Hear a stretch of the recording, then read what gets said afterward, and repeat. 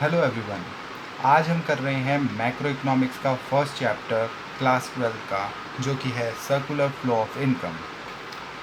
हम लोग ये टॉपिक पहले पढ़ें उससे पहले हम लोग को ये दो टर्म्स का जानना बहुत ज़रूरी है, जो कि है फैक्टर ऑफ प्रोडक्शन और फैक्टर ऑफ पेमेंट। सो एक बारी हम इसको देख लेते हैं, उसके बाद हम आगे पढ़ेंगे। आज हमारे पास दो टॉपिक हैं, एक है सर्कुलर फ्लो ऑफ इनकम और दूसरा है स्टॉक एंड फ्लो। ये भी हम लोग आज ही पढ़ेंगे। पहले हम इसको पढ़ लेते हैं। फैक्टर ऑफ प्रोडक्शन क्या होते हैं? आप लोगों ने पहले भी ये काफ़ी बारी सुने होंगे। फैक्टर ऑफ प्रोडक्शन होते हैं लैंड, लेबर, कैपिटल और एंटरप्राइज। आपको ये टर्म्स बहुत फेमिलियर होंगी, आप इनके बारे में जानते होंगे। लैंड के बारे में यानी ज़मीन, लेबर यानी जो उनके यहाँ पे काम करते हैं एम्प्लॉयज़, ये सारे कह सकते हैं। कैपिटल यानी जो इन पैसे जो हम लगाते हैं कंपनीज़ में इन्वेस्ट करते हैं, और एंटरप्राइज जो वहाँ पे प्रोडक्शन प्रोसेस चलता है यानी कंपनी।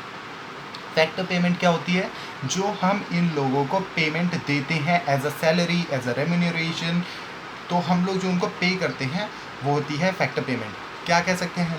लैंड के लिए हम रेंट पेमेंट करते हैं, लेबर के लिए हम वेजेस यानी उनकी सैलरी पे करते हैं, कैपिटल के लिए जो होती है उस पर इंटरेस्ट पे करते हैं, और एंटरप्राइज यानी कंपनी को प्रॉफिट की ज़रूरत होती है।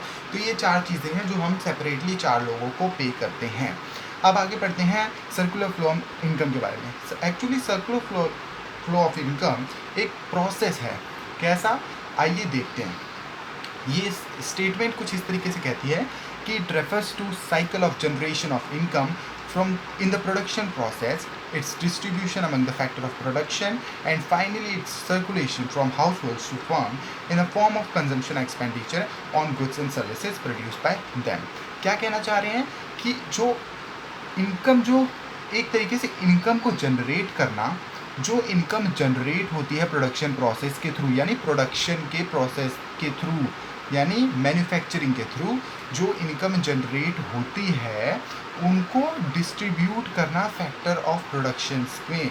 फैक्टर ऑफ प्रोडक्शंस कौन से थे? मैंने आपको पहले बता दिया, लैंड, लेबर, कैपिटल और एंटरप्राइज। यानी जो इनकम तुम्हारी प्रोडक्शन प्रोसेस पे जनरेट होती है, उनको किस पे?